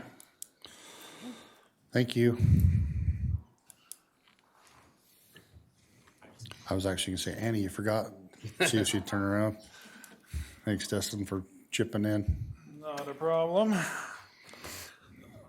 right, Dustin Christiansen, Community Development. So I guess the second one realistically that we have here, first up is just a rezone request. So essentially what this is just a rezone out in the Park Valley area, roughly 391 acres of land from our MU 40 zone, which is our mixed use 40 acre minimum zone, to our MGEX zone, which is our mining, quarry, sand, and gravel excavation zone. Our planning commission held a meeting on March 16th, and we had just the applicants that were there present for that did present and provide feedback at that stage. But essentially, at the end of all of it, the planning commission provided a recommendation of approval to forward to you, the county commission, for final approval. So, Okay, you guys got any questions? So the excavation, is they're gonna make a gravel pit or what? yeah, so historically, it's been used as such. This is just applicants doing it, making it right and proper, essentially, so cleaning it up. Okay, I'll make a motion that we approve ordinance 575A. Second it. I got a motion by Commissioner Bingham, second by Commissioner Perry. All in favor? Aye. All right, next item is our Harper Haven subdivision. This is a two-lot subdivision that's located just south of Honeyville in the Harper Ward area. Each lot consisting of approximately 5 acres worth of land. All of our departments have reviewed and gone over the proposed plat and have approved it at this stage, so it is just here as a small subdivision for final approval from you, the county commission. You guys got any questions? So they're both 5 acre lots? Yes. One has an existing home on it currently, the other one will be used to actually build, so. I'll make a motion to approve the Harper Haven subdivision. Second it. I've got a motion by Commissioner Bingham, second by Commissioner Perry. All in favor? Aye. Aye. Fantastic. The third item, it's your lucky night, it's not ready to go, so anyway, we can scrub that from the agenda. Okay. Okay. Thank you. You bet. And then as far as signatures. Oh, can we sign one? Commission, yeah. That done in a hurry. I don't think anything's in a hurry for me. Quite a wall down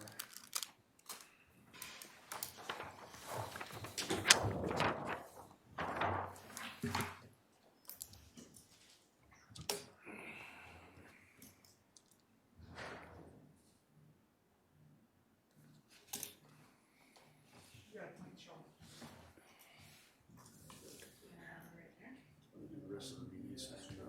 You need a movable desk, is that what you're telling us? Yeah, can we do that? Can we request that? I don't know, man. Called an intermission. I think Keith has one of those over there. We're gonna have to go into a closed session. That's what I'm saying. You want to hang on to this and go to Darren's, what you said? Yeah. Okay. That's I'll give it to Darren.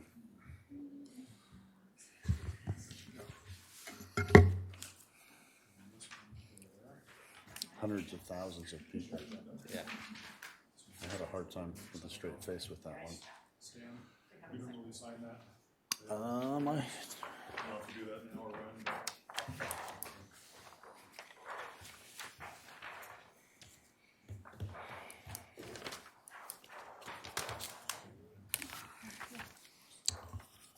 Okay, it looks like we got Jenica Standard Show now. A, B, and C. Yep, eventually we'll get through all these policies. Yeah. One by one. Let me hand you this while we're talking. Okay. All right, so the first policy change is actually two changes. We're proposing to change policy number 1521C1A long.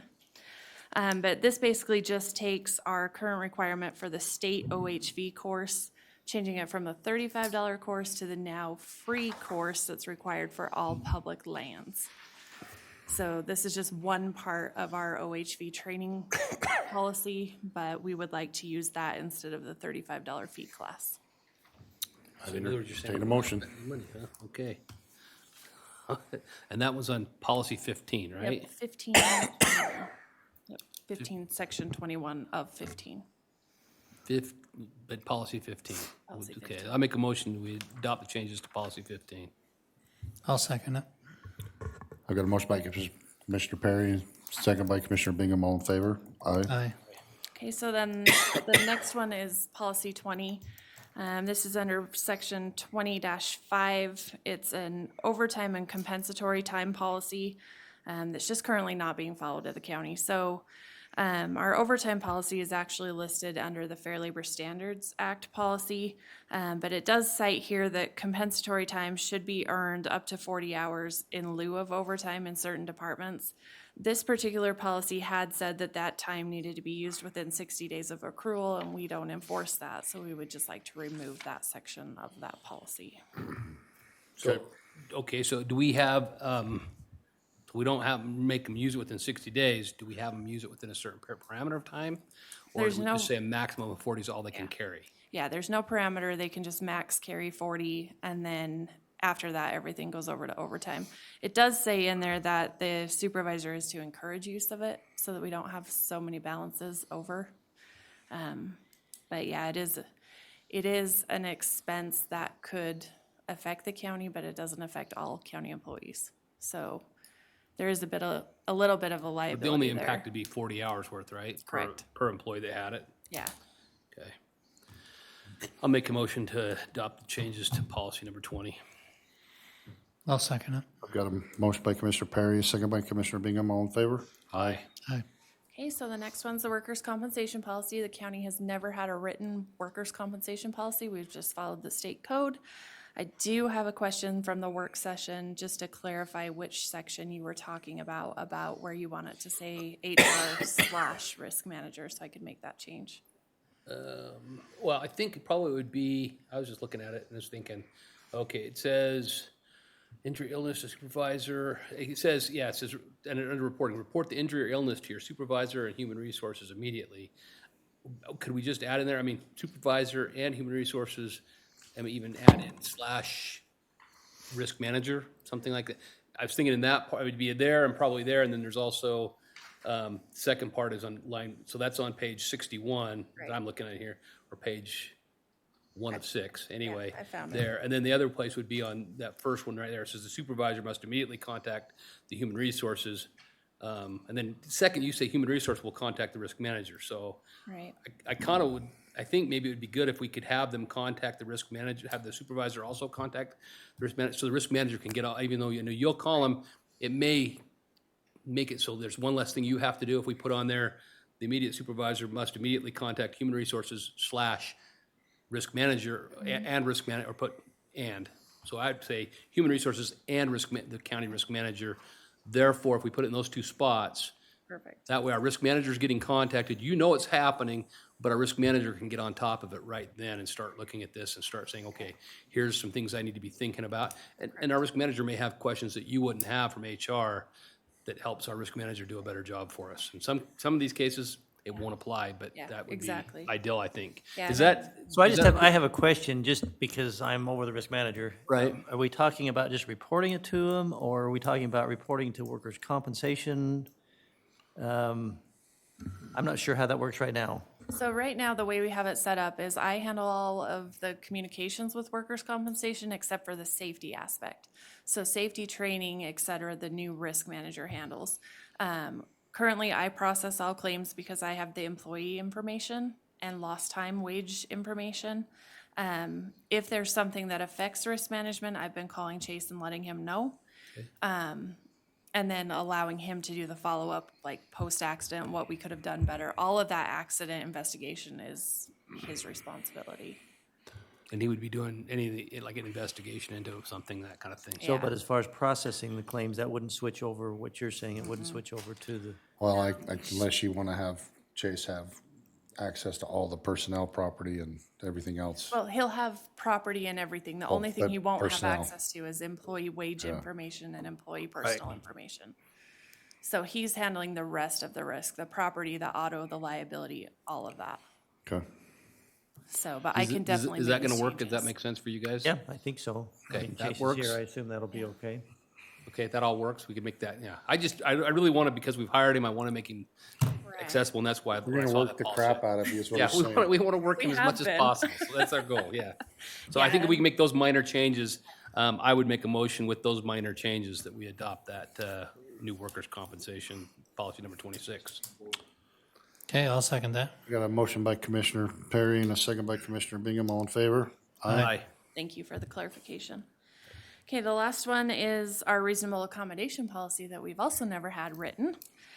This pretty much just follows the law also. It follows the Americans with Disabilities Act as amended and the Section 504 Rehabilitation Act.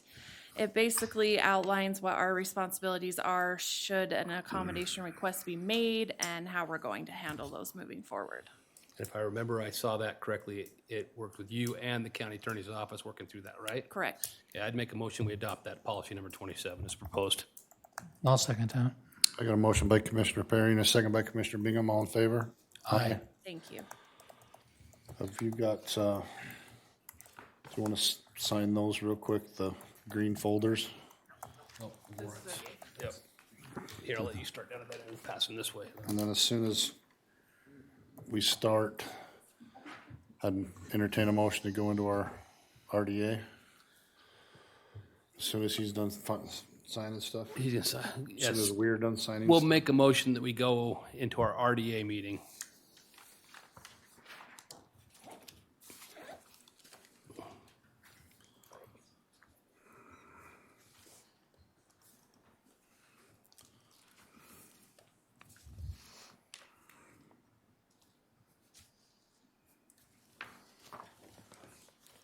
Gosh, you have to be talented to get the right papers in. That's it. You want the thing? No, I think that's the I think it last is. one. I was gonna say, you want us to give us your envelope back, though? Hey, it's coming. Okay. Okay, I made a motion, we go into RDA, you want a second? I'll second that. We got a motion by Commissioner Perry, second by Commissioner Bingham. All in favor? Aye. Now, I gotta fix I'm looking at the finger, Just give me a second to figure out how to make this work. just as long as it's the right finger. We're gonna see if this works. It was the left hand. Oh, yeah, right. Let's see. I'm not finding his RDA on here. Let's see. Oh, there it is. Ha ha. Miracle of miracles.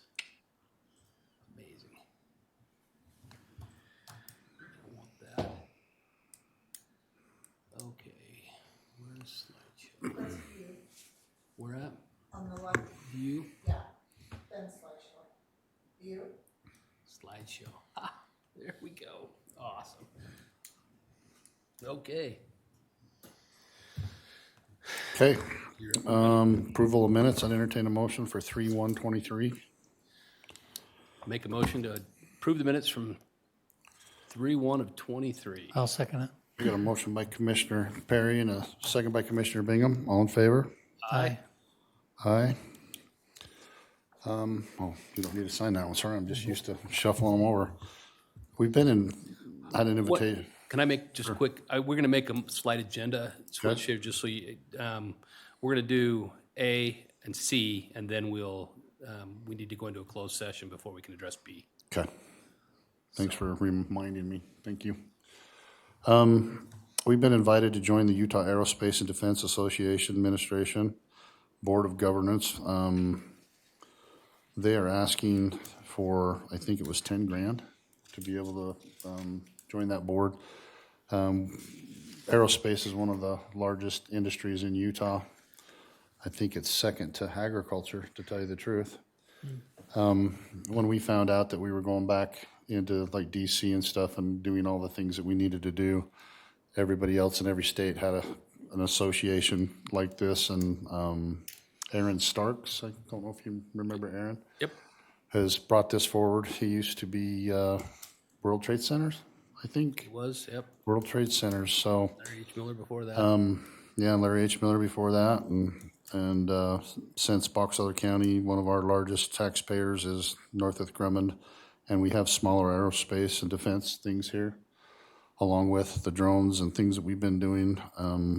I was just gonna bring this to you guys and see if it would be a good idea.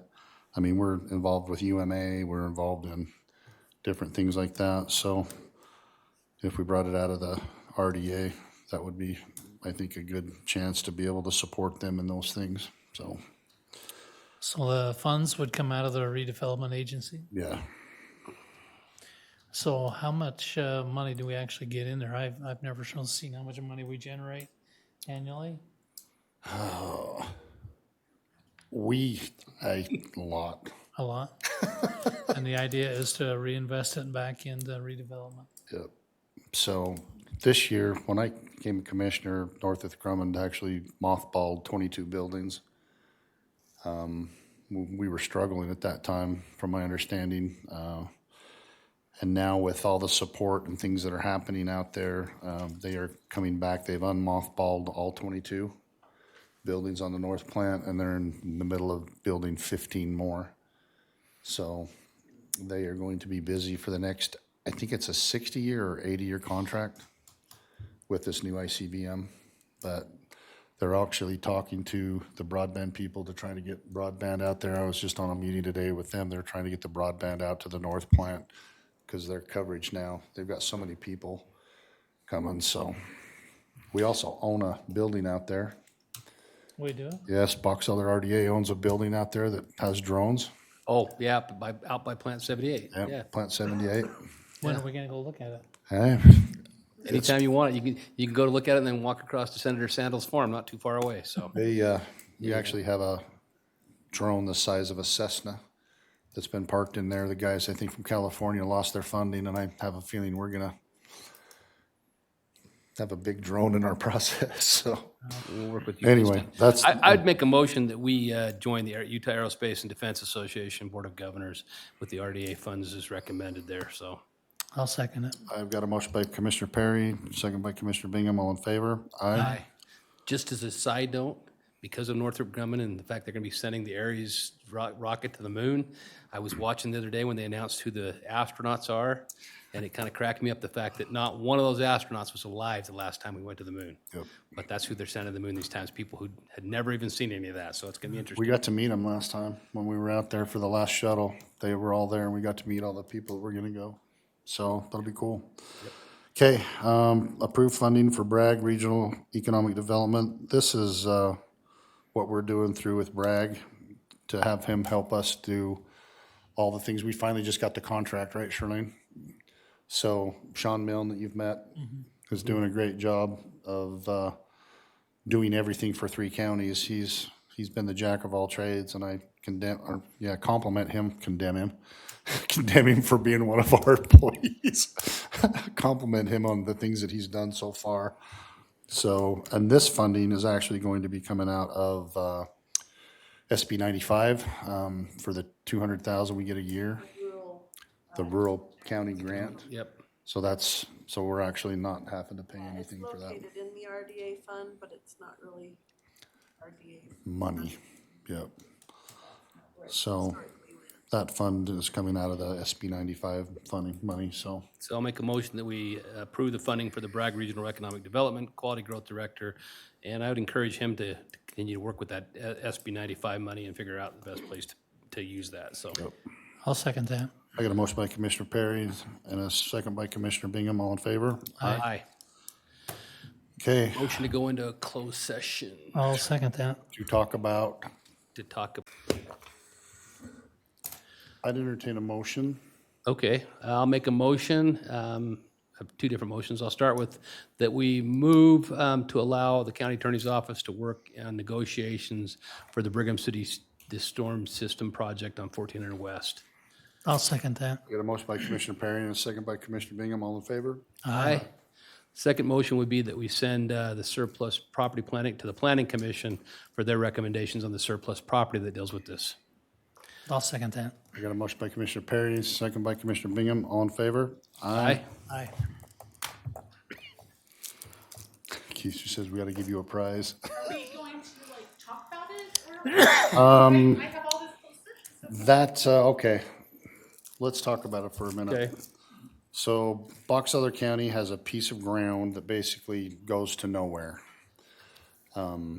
So in this trade and the things that we're going to do, that Lee made the things that we're going to continue with this status of what we're going to do with that property to nowhere and the easement that will help not only Brigham City, but the county.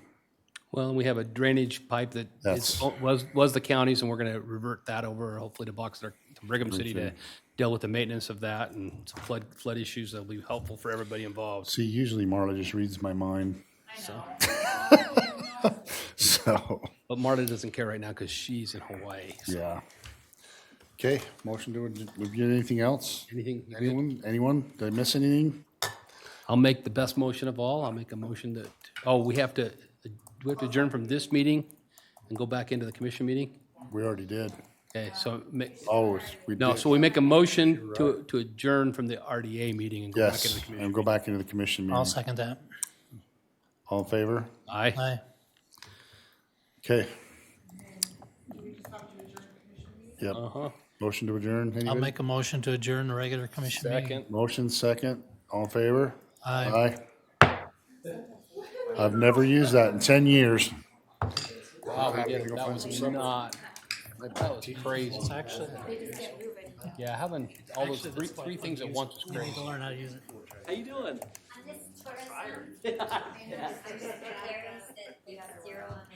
That means they didn't get any allocation.